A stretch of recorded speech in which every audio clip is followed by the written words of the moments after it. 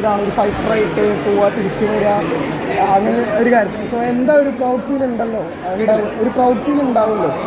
ഞാൻ തിരിച്ചു വന്നപ്പോൾ ഭയങ്കര ഹാപ്പി ആയിരുന്നു. എനിക്ക് തിരിച്ചു വരാൻ പറ്റുന്ന ആക്ച്വലി ഞാൻ പ്രതീക്ഷിച്ചിട്ടുണ്ടായിരുന്നു. കാരണം എനിക്കൊരു 49 ദിവസത്തെ റെസ്റ്റാണ് ടോട്ടൽ പറഞ്ഞിരുന്നത്. എൻ്റെ വാശിയായിരുന്നു എനിക്ക് പെട്ടെന്ന് തിരിച്ചു വരണം എന്നുള്ളത്. ഞാൻ 49 ദിവസം റെസ്റ്റ് എടുത്തില്ല സത്യം പറഞ്ഞു കഴിഞ്ഞാൽ. അപ്പോൾ ഓരോ ആഴ്ച എനിക്ക് ചെക്കപ്പ് വെക്കും, എൻ്റെ കണ്ടീഷൻ ഡോക്ടർ നോക്കും, എന്നിട്ട് പറയും ഇപ്പോൾ കയറ്റാൻ പറ്റില്ല എന്ന് പറയും. അങ്ങനെ ആദ്യം ഞാൻ ആദ്യം ഈസ്റ്ററിന് കയറണമെന്നുണ്ടായിരുന്നു, പിന്നെ വിഷുവിന് കയറണമെന്നുണ്ടായിരുന്നു, പിന്നെ അടുത്ത വീട്ടിൽ കയറണമെന്ന് പറ്റിയില്ല. പിന്നെ എനിക്ക് 50 ദിവസത്തിന് മുന്നേ കയറുന്നത്, കാരണം 50 ദിവസം കഴിഞ്ഞാൽ പിന്നെ കയറാൻ പറ്റില്ല എന്നാണ് വിചാരിച്ചത്. അത് ഞാൻ അതിനുവേണ്ടിയിട്ടാണ് ട്രൈ ചെയ്തിട്ടുള്ളത്. എൻ്റെ ഡയറ്റും കാര്യങ്ങളും കൃത്യമായിട്ട് ഫോളോ ചെയ്യുക എന്നുള്ളതായിരുന്നു ആ സമയത്ത് എനിക്ക് ഡോക്ടർ നിർദ്ദേശം തന്നത്. എനിക്കങ്ങനെ ദിവാനിഗ്രേറ്റ് ചെയ്യാൻ വേണ്ടി പറ്റി, തിരിച്ച് കയറാൻ വേണ്ടി പറ്റി. തിരിച്ച് കയറി കഴിഞ്ഞപ്പോഴത്തേക്കും വീണ്ടും നമ്മൾ അവിടെ കയറി കഴിയുമ്പോഴത്തേക്കും നമ്മൾ റെസ്റ്റ് എടുക്കുന്ന പോലെ അല്ല, സംസാരിക്കേണ്ടി വരും, നമ്മൾ രാവിലെ നമ്മുടെ എണീക്കേണ്ടി വരും. അപ്പം എൻ്റെ ഉറക്കമൊക്കെ എനിക്ക് പിന്നെയും പ്രോബ്ലമായി. ഫുഡ് നമ്മൾ ഉദ്ദേശിക്കുന്ന പോലെ കൃത്യമായിട്ട് അങ്ങനെ വരണമെന്നില്ല. അപ്പോൾ അങ്ങനെ ഒരുപാട് പ്രോബ്ലംസ് പിന്നീട് ഉണ്ടായപ്പോഴത്തേക്കുമാണ് എനിക്ക് വീണ്ടും ഒരു ഇൻഫെക്റ്റഡ് ആയത്. അതിനകത്ത് വെച്ചിട്ട് ഹോട്ടൽ ടാസ്കിനിടയിൽ ഇൻഫെക്ഷൻ വന്നു. അപ്പോൾ ഡോക്ടറിനെ വിളിച്ചിട്ട് പറഞ്ഞിട്ടുണ്ടായിരുന്നു, ഈ ആഴ്ച നമുക്ക് തിരിച്ച് വീട്ടിലേക്ക് പോകേണ്ടി വരുമെന്ന് പറഞ്ഞു.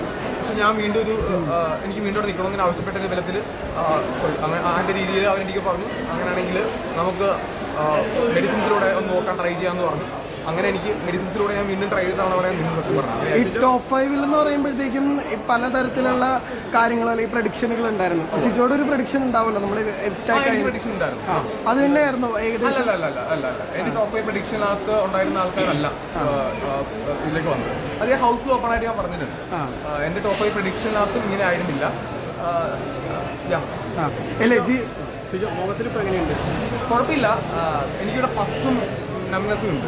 അതൊന്ന് റിക്കവർ ആവാനായിട്ടുള്ള കുറച്ച് ഒരുപാട് സമയം എടുക്കും. ഇപ്പോൾ ഓഗസ്റ്റ് 5 പറഞ്ഞേക്കുന്നത്. ഓഗസ്റ്റ് 5 ഞാൻ ഒരു ചോദ്യം കൂടി ചോദിച്ചിട്ടുണ്ട്. ഈ ഒരു അവസരത്തിൽ ഇങ്ങനെ സംഭവിക്കാൻ റോക്കി കാരണം കൊണ്ടാണോ? റോക്കിയോടുള്ള മനോഭാവം എന്താണ്? ഞാൻ പറഞ്ഞിട്ടുണ്ട്, എനിക്ക് പരാതിയില്ല, ദേഷ്യമില്ല. അതിനപ്പുറത്തേക്ക് എനിക്ക് സൗഹൃദമുണ്ടെന്ന് ഞാൻ പറഞ്ഞിട്ടില്ല. സുഹൃത്തുക്കളായിട്ട് ഇല്ല, എനിക്ക് താല്പര്യമില്ല. കാരണം ഞാൻ വല്ല ഓപ്പണായിട്ട് സംസാരിക്കുന്ന ആളാണ് ബിഗ് ബോസ്. ഇവിടെ വെച്ച് ഞാൻ പറയാം, എൻ്റെ കാഴ്ചപ്പാടിൽ, എൻ്റെ വ്യൂ പോയിന്റിൽ രണ്ടാമത്തെ ആഴ്ച അല്ല 16 ദിവസം വരെ ഞാൻ എന്തായാലും കൃത്യമായിട്ട് അറിയാം. അതിൽ നിന്ന് എനിക്കിപ്പോൾ കൃത്യമായിട്ട് ആഹാരം കഴിക്കുന്ന ഇപ്പോഴും ബുദ്ധിമുട്ടുകളാണ്. എൻ്റെ ഉറക്കം എനിക്കിപ്പോഴും ശരിയല്ല. സംസാരിക്കുന്ന സമയത്ത് എനിക്കിപ്പോഴും പെയിൻ വരുന്നുണ്ട്, പസ് വരുന്നുണ്ട്. എൻ്റെ ഇഷ്ടപ്പെട്ട എല്ലാ കാര്യങ്ങളും എനിക്ക് മാറ്റി വയ്ക്കേണ്ടി വരും. ഞാൻ എൻ്റെ കല്യാണം പോലും ഞാനൊരു സെപ്റ്റംബർ ഒക്ടോബർ കല്യാണം കഴിക്കണം ഞാൻ ആഗ്രഹിച്ചിരുന്ന വ്യക്തിയാണ്. അതുപോലും എനിക്കിപ്പോൾ മാറ്റി വെക്കേണ്ട അവസ്ഥയാണ്. അപ്പോൾ എന്നെ സംബന്ധിച്ചോളം ഇത്രയും ഇഷ്യൂ അല്ലെങ്കിൽ ഉണ്ടാക്കിയ ഒരാളുമായിട്ട് ഇനിയൊരു സൗഹൃദം എന്ന് പറഞ്ഞു കഴിഞ്ഞാൽ അതൊരു മണ്ടനായി പോകും. അങ്ങനെ മണ്ടത്തരത്തോടെ എനിക്ക് തീർച്ചയായിട്ടും താല്പര്യമൊന്നുമില്ല. അന്ന് പറഞ്ഞ പോലെ ദേഷ്യമൊന്നുമില്ല. പിന്നെ ഒരാൾ കാണിക്കേണ്ട എപ്പോഴും ഒരു മാന്യതകളുണ്ട് ഏതൊരു വ്യക്തിയും ചെയ്യണം. അപ്പം അതിനോട് ഞാനത് കണ്ടില്ല. അത് 100 ദിവസം കഴിഞ്ഞിട്ട് കാണിക്കുമ്പോഴത്തേക്കും ഇന്നത്തെ ഒരു വീഡിയോ തന്നെ ഒരാൾ അയച്ചു തന്നു. ഞാനത് ജസ്റ്റ് ഇഗ്നോർ ചെയ്യാന്നുള്ളതാണ്. ഞാൻ ഇപ്പം എനിക്കത് ഇഗ്നോർ ചെയ്ത് വിടേണ്ട ഒരു കാര്യം മാത്രമേ ഉള്ളൂ. ഇപ്പം ഇങ്ങനൊരു ഇൻസിഡന്റ് ഉണ്ടായില്ലായിരുന്നെങ്കിൽ മേ ബി ഫൈനൽ ഫൈവ് ഞാൻ പറയുന്നില്ല. പക്ഷേ എൻ്റെ പെർഫോമൻസ് എനിക്ക് കുറച്ചുകൂടെയൊക്കെ എൻ്റെ ഇഷ്ടപ്രകാരം ചെയ്യാൻ പറ്റും.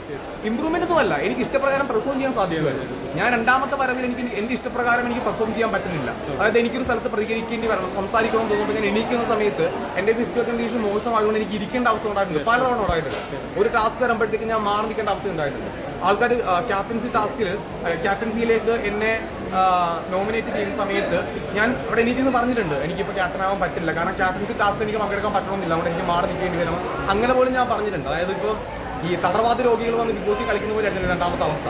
അപ്പം അങ്ങനെ ഒരു ഇഷ്യൂ അത് ഞാനായിട്ട് ഉണ്ടാക്കിയതല്ല, അത് ആ പ്ലാറ്റ്ഫോമിൽ ഉണ്ടായിപ്പോയതാണ്. അപ്പം അതിൽ ഞാൻ ക്ഷമിച്ചു കൊടുത്തു കഴിഞ്ഞാൽ ഒരു വിഷയം എന്താണെന്ന് വെച്ച് കഴിഞ്ഞാൽ അടുത്ത സീസണിൽ വീണ്ടും ഇത് ആവർത്തിക്കപ്പെടാനുള്ള ചാൻസ് വളരെ കൂടുതലാണ്. അതുകൊണ്ട് ക്ഷമിച്ചു കൊടുക്കുക എന്നുള്ളതില്ല, പരാതിയില്ല, ദേഷ്യമില്ല എന്ന് പറഞ്ഞത് അപ്പോഴും ഞാൻ പറയുന്നു, ഇപ്പോഴും ഞാൻ പറയുന്നു. അതുകൊണ്ട് തന്നെയാണ് ജാസ്മിനും രശ്മിനും തമ്മിൽ പ്രോബ്ലം ഉണ്ടായി. ഞാൻ ഇടപെട്ടു. അത് ആ ഹൗസിൽ അവിടെ മാത്രമല്ല, ഇപ്പോൾ നിങ്ങളെ കണ്ടുപിടിക്കുന്ന എനിക്കറിയില്ല, കാരണം നമ്മളോട് സംസാരിക്കുന്ന എല്ലാ കാര്യങ്ങളും കുറച്ച് പറഞ്ഞ നിർബന്ധങ്ങളൊന്നുമില്ല.